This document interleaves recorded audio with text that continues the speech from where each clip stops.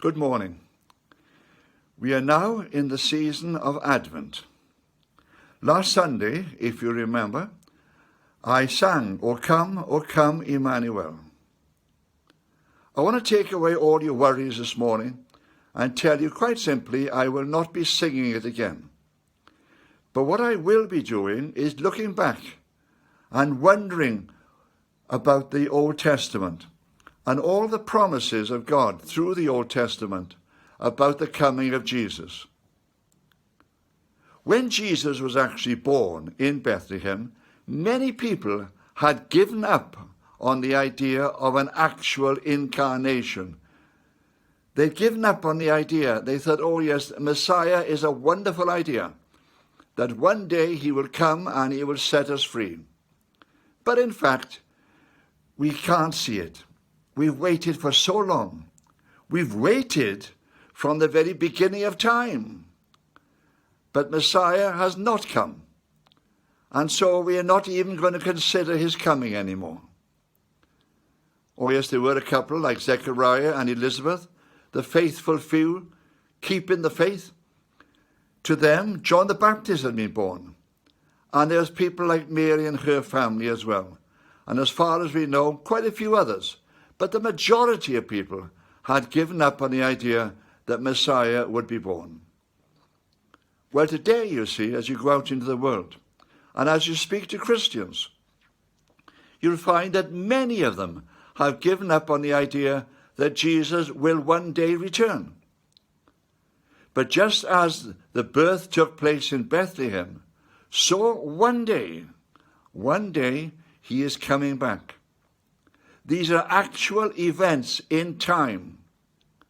And just as Jesus was born in Bethlehem, so his return is also foretold throughout the Old Testament and through the New Testament. That this Jesus who ascended into heaven at the Feast of the Ascension will in fact one day return.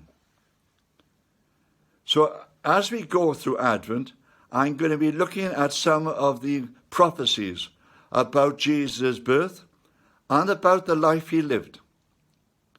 It is quite amazing that if we take these prophecies together and ask ourselves a simple question, what are the odds against one person fulfilling all these prophecies?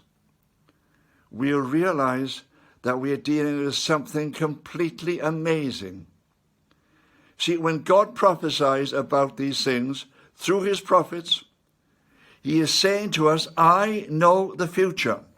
I am writing the future in advance. I'm giving you these events so that when they take place, you will understand them. And you'll not only understand them, but as you see them approaching, you will be getting ready for them as well. When we look at life in general, we can almost ourselves look forward to the next couple of days. We know what's going to happen tomorrow and the next day and the day after that. The television, our media of all types will tell us different events which are going to be happening. And we accept them. But if we have to look forward a year, well, it becomes a bit more difficult. If we have to look forward 10 years, well, we're not sure what's going to happen in 10 years. If we have to look forward 100 years, well, we have absolutely no idea what is going to be happening at that time. Oh yes, we can have science fiction films which try to show us different environments that we could be living in.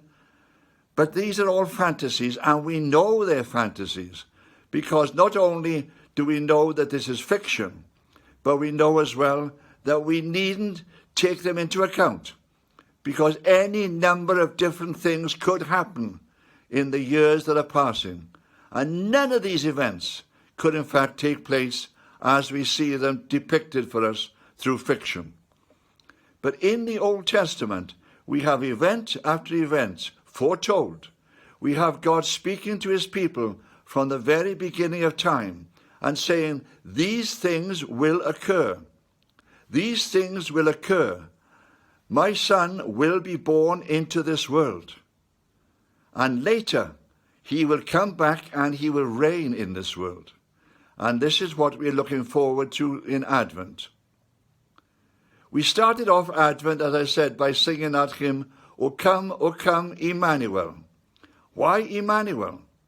Quite simply because Isaiah had foretold, even from the Old Testament, that the Virgin would conceive. She would bear a son, and his name would be Emmanuel, which means God with us.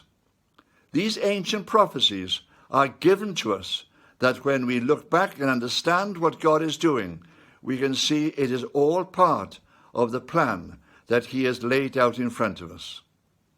So over the next couple of days, perhaps even over the next couple of weeks, I'm just going to be looking at these events, looking at these prophecies and seeing how they apply to Jesus and how they apply to the end of time as well. May God bless you during this Advent and prepare you for both events, the coming of Jesus and his return. Amen.